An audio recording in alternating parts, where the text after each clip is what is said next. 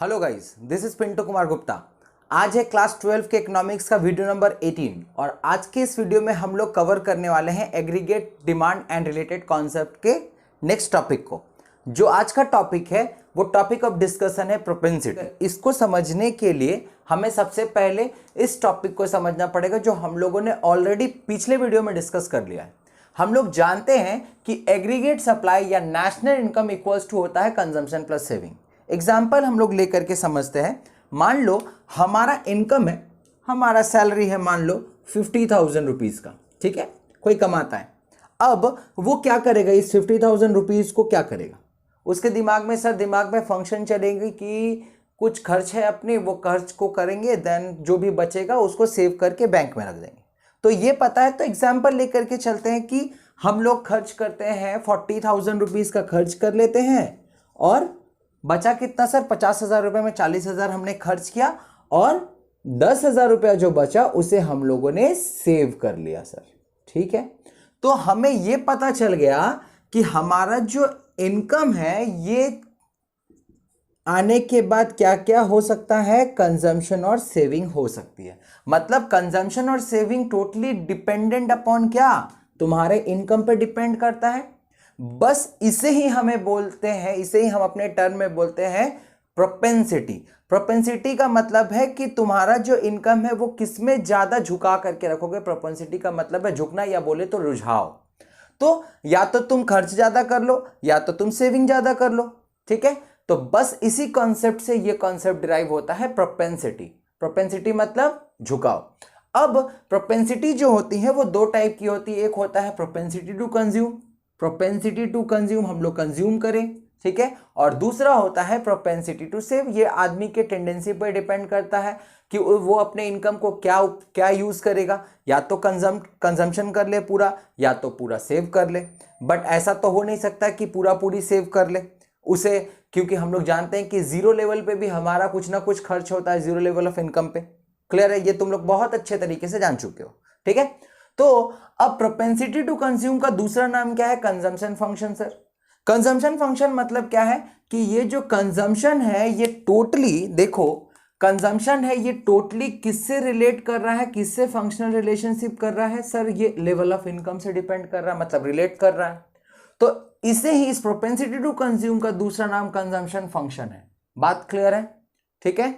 Next अब बात करते हैं, देखो पहले इसका डेफिनेशन भी देख लेते हैं। Consumption function refers to the functional relationship between consumption and national income, मतलब वाई। बात समझ में आया सर। अब थोड़ा कंजम्पशन की बात हो गई, अब थोड़ा प्रोपेंसिटी टू सेव की भी बात कर लेते हैं, ठीक है, कोई दिक्कत नहीं। बहुत सारे जो माइजर पर्सन होते हैं, मतलब कंजूस, वो खर्च थोड़े कम करते हैं बट सेविंग थोड़ा ज्यादा करते हैं। तो उनका प्रोपेंसिटी टू क्या होता है, उनका प्रोपेंसिटी होता है कि सेव करेंगे भाई। सेव करना, प्रोपेंसिटी टू सेव का दूसरा नाम सेविंग फंक्शन भी है। तो ये क्या है सर, ये भी फंक्शनल रिलेशनशिप है आपके इनकम और सेविंग का। बस यही तो है प्रोपेंसिटी टू सेव। तो सेविंग फंक्शन क्या है, saving function refers to the functional relationship between saving and national income. बात पते की है, समझ में आ गया। बट आज के इस वीडियो में हमारा जो टॉपिक ऑफ डिस्कशन होगा वो होगा प्रोपेंसिटी टू कंज्यूम या कंजम्पशन फंक्शन। तो चलो स्टार्ट करते हैं हमारा आज का टॉपिक। तो अब बात कर लेते हैं प्रोपेंसिटी टू कंज्यूम की। प्रोपेंसिटी टू कंज्यूम स्टार्ट करने से पहले एक कंफ्यूजन को क्लियर करो। कंजम्पशन और कंजम्पशन एक्सपेंडिचर में क्या फर्क है। देखो, कंजम्पशन का मतलब होता है जो तुम सर्टेन लेवल ऑफ इनकम या बोले तो जो भी लेवल ऑफ इनकम है उसके बेसिस पे जो तुम खर्च करते हो गुड्स एंड सर्विसेज परचेज करने के लिए, उसे हम लोग बोलते हैं कंजम्पशन, ठीक है। और कंजम्पशन फंक्शन का मतलब है जो रिप्रेजेंट करते हैं हम लोग शेड्यूल एंड डायग्राम के बेसिस में, उसे हम लोग बोलते हैं कंजम्पशन एक्सपेंडिचर। बात समझ में आ गया, उसी को ही तो हम लोग यहाँ पर डिस्क्राइब कर रहे हैं। कंजम्पशन एक्सपेंडिचर इक्वल्स टू क्या, it is the functional relationship between level of income and consumption. बस वही है कंजम्पशन एक्सपेंडिचर। अब आ जाते हैं टॉपिक में। तो प्रोपेंसिटी टू कंज्यूम जो होते हैं वो मेनली दो टाइप के होते हैं। एक होता है एवरेज प्रोपेंसिटी टू कंज्यूम और दूसरा होता है मार्जिनल प्रोपेंसिटी टू कंज्यूम।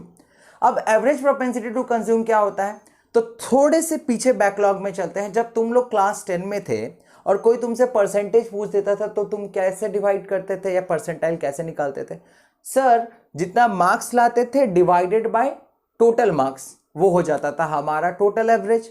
तो बस यहां पे वही कॉन्सेप्ट है एवरेज प्रोपेंसिटी टू कंज्यूम में। क्या है देखो, average propensity to consume refers to the ratio of consumption expenditure and corresponding level of income. मतलब तुम जितना खर्च कर रहे हो उसको ऊपर लिखो और किसके कॉरेस्पॉन्डेंट में, तुम्हारे इनकम के कॉरेस्पॉन्डेंट में। बात समझ में आया? तो एपीसी का फॉर्मूला हो जाता है C by Y, consumption by income. बात समझ में आया? अब दूसरा sir marginal propensity to consume क्या है? मार्जिनल प्रोपेंसिटी टू कंज्यूम का मतलब है कि कितना तुम ज्यादा कमा रहे हो तुम्हारे ज्यादा इनकम पे। मान लो कि अब पूजा का समय आ रहा है, ये अब तो बोनस मिलेंगे, बहुत सारे एक्स्ट्रास इनकम होंगी। तो जो तुम्हारा इनकम है, मान लो एक जो तुम्हारा सैलरी है वो फिक्स है, उसके ऊपर तुम्हें बोनस मिल रहा है। अब उस बोनस के बेसिस में तुम्हारा खर्च भी बढ़ेगा। पूजा का खर्चा है, कपड़ा खरीदना है, बहुत सारे एक्सपेंसेस हैं। तो ये क्या है, जब तुम्हारा टोटल इनकम बढ़ रहा है तो उसके बेसिस में तुम्हारा एडिशनल एक्सपेंडिचर भी हो तो रहा है। तो यही तो है मार्जिनल प्रोपेंसिटी टू कंज्यूम। देखो, marginal propensity to consume refers to changes in consumption expenditure to change in the total income. मतलब हमारा टोटल इनकम में चेंज हो रहा है, उसी के बेसिस में, मतलब उसी को बेस करके जो हमारा कंजम्पशन भी चेंज हो रहा है, उसे ही हम लोग बोलते हैं एमपीसी। इसका फॉर्मूला क्या है? MPC equals to del C by del Y. मतलब delta C changes in consumption by changes in income, मतलब डेल वाई। क्लियर है? अब देखो कुछ कुछ टॉपिक है जिसको अच्छे तरीके से एग्जाम पॉइंट ऑफ व्यू के लिए बहुत इंपॉर्टेंट है। सबसे पहले शेड्यूल से समझते हैं। सर हम लोग इनकम जानते हैं, इनकम हमारा वही एग्जाम्पल चल रहा है, हमारा इनकम जीरो लेवल से स्टार्ट हुआ था, देन हम लोग कमाते कमाते हमारा इनकम बढ़ते गया और हमारा कंजम्पशन भी उसी तरीके से बढ़ते जा रहा था। ठीक है? अब तुम्हें अगर फाइंड करने के लिए बोला जाए एपीसी, तो तुम्हारा आंसर क्या होगा? सर सी बाय वाई करेंगे, हमारा एपीसी फाइंड आउट हो जाएगा। देखो सी कितना था? 50, वाई 0, सी 75, वाई 50, 100 सी 100 वाई, 125 सी 150 वाई। इस तरीके से हम लोगों ने एपीसी फाइंड आउट किया। ठीक है? अब इससे कुछ इंपॉर्टेंट टॉपिक हमेशा एग्जाम में पूछती है, जो ये है, अच्छे से छाप लेना। ठीक है? अब इसमें क्या क्या चीज देखने को मिल रही है? देखो, एपीसी इज ग्रेटर देन 1, ये क्या है? ये यहां पे कौन सा दिख रहा है सर? ये एपीसी इज ग्रेटर देन 1। इसका मतलब है हमारा इनकम 50 था और हम कितना कंज्यूम कर रहे थे सर? 75। मतलब जो 25 का गैप था वो क्या कर रहे थे? हमारा जो रखा हुआ पैसा, हमारा जो सेविंग था, उससे निकाल के हम लोग कंज्यूम कर रहे थे, मतलब इन टर्म डिस सेविंग कर रहे थे। तो यहां पे एपीसी ग्रेटर देन 1 का मतलब होता है when consumption is more than income, मतलब C is greater than Y. Question पूछ सकता है क्या ऐसा सिचुएशन हो सकता है? बोलेंगे हाँ सर होता है। दूसरा, व्हेन एपीसी इक्वल्स टू 1, ये कंडीशन देखो, ये कौन सा है? जब हम इंडिपेंडेंट हो गए थे, इतना कमा रहे थे कि अपना कंजम्पशन एक्सपेंडिचर हम बराबर कर ले रहे थे, मतलब हम कोई डिस सेविंग नहीं कर रहे थे। तो ये है हमारा condition. At break even point when C is equals to Y, देख लो C is equals to Y, ये कंडीशन है हमारा बीईपी का। बात समझ में आया? देन नेक्स्ट बात करते हैं, एपीसी इज लेस देन 1। ये कब का सिचुएशन है सर? ये पूरा सिचुएशन ही तो एपीसी इज लेस देन 1 है। क्या है? When consumption is less than income. मतलब हम लोग थोड़े समझदार हो गए, हम लोग क्या कर रहे थे सर? सेविंग कर रहे थे।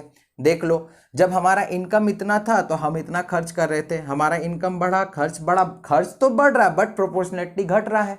तो देखो यहां है हमारा क्या है? APC is less than 1। तो ये कौन सा कंडीशन है? जब consumption is less than income. बात समझ में आया? ये तो होगा ही। देन नेक्स्ट, एपीसी फॉल, ये अच्छे से याद रखना, APC falls with increase in income. जब तुम्हारा इनकम बढ़ते जा रहा था प्रोपोर्शनेटली, ये तो बढ़ रहा था बट इसका जो प्रोपोर्शनल ऑफ कंजम्पशन था वो घटते जा रहा था, घटते जा रहा था, घटते जा रहा था। तो ये वो सिचुएशन है। And the last situation is APC can never be zero.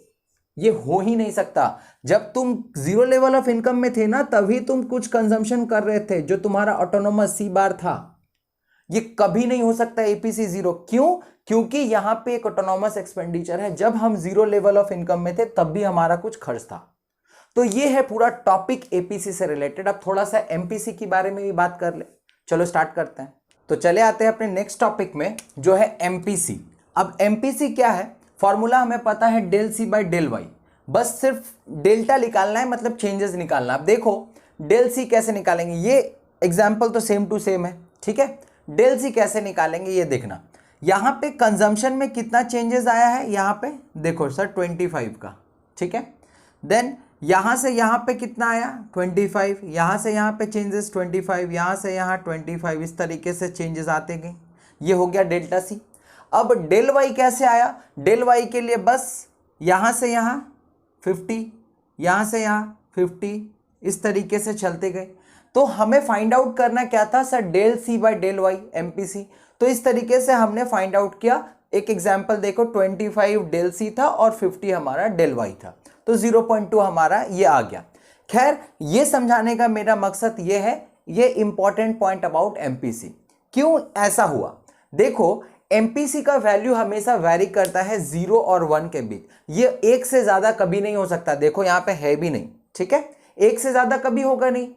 तो अब कैसे समझेंगे, अब जैसे कैसे वैरी कर रहा है 0 से 1, इफ इंटायर एडिशनल इनकम, सबसे पहला याद रखना ये जो मार्जिनल प्रोपेंसिटी टू कंज्यूम है ये हमेशा एडिशनल इनकम है। अभी एग्जांपल से बात किया ना मैंने, बोनस से रिलेटेड एग्जांपल की हमने। तो अगर एडिशनल इनकम टोटली कंज्यूम कर जाओगे तो तुम्हारा सेविंग क्या होगा, घंटा, कुछ नहीं होगा, del S equals to 0।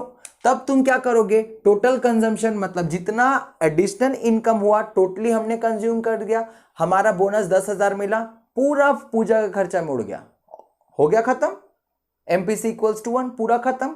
Then दूसरा, इफ इंटायर एडिशनल इनकम, बार बार देखो एडिशनल इनकम पे फोकस है, if entire additional income is saved, नहीं खर्चा करेंगे, बहुत कंजूस आदमी है हम पूरा बचाएंगे, तो क्या करेंगे, अब हमारा जो कंजम्पशन होगा वो 0 होगा, नॉर्मल सी बात है। अब कंजम्पशन 0 होगा तो एमपीसी भी 0 होंगी, क्लियर है, कोई दिक्कत नहीं है सर। नेक्स्ट बात करते हैं, MPC of poor is more then that of rich, मतलब जो गरीब का जो एमपीसी होता है, गरीबों का जो एमपीसी होता है वो ज्यादा होता है इन कंपैरिजन टू रिचर। कैसे, वो अपने जो भी एडिशनल इनकम होते हैं वही बेचारा आज हमेशा कुछ ज्यादा आज कमा करके लेके आया, तो वो क्या सोचेगा, वो सोचेगा कि जल्दी से कोई भी जो हमारे नीड्स है उसे ले लेते हैं। तो इसलिए जो एमपीसी पुअर का जो होता है वो काफी हाई होता है इन कंपैरिजन टू रिच, क्योंकि रिच क्या करते हैं, मतलब जो अमीर वर्ग के जो लोग होते हैं वो सोचते हैं कि जो भी एडिशनल इनकम आया वो थोड़ा सेव कर ले, आगे चल करके इन फ्यूचर काम देगा। बात समझ रहे हो ना, ये है। और जो लास्ट है, MPC falls with successive increase in income. अभी समझाया गया था कि जब तुम्हारा इनकम इंक्रीज करेगा तो तुम्हारा कंजम्पशन क्या होगा, प्रोपोर्शनेटली डाउन करेंगी, इससे क्या होगा, अल्टीमेटली एमपीसी भी फॉल करेगी जब तुम्हारा सक्सेसिव एक कंटिन्यू बेसिस पे इंक्रीज इन इनकम होगा। तो गाइज उम्मीद करता हूं आज के इस टॉपिक में तुम लोगों को कंजम्पशन फंक्शन या बोले तो प्रोपेंसिटी टू कंज्यूम से रिलेटेड सारे टॉपिक को क्लियरेंस मिल गया होगा। तो मिलते हैं नेक्स्ट वीडियो में नेक्स्ट टॉपिक के साथ, तब तक के लिए बने रहो मेरे साथ, थैंक यू।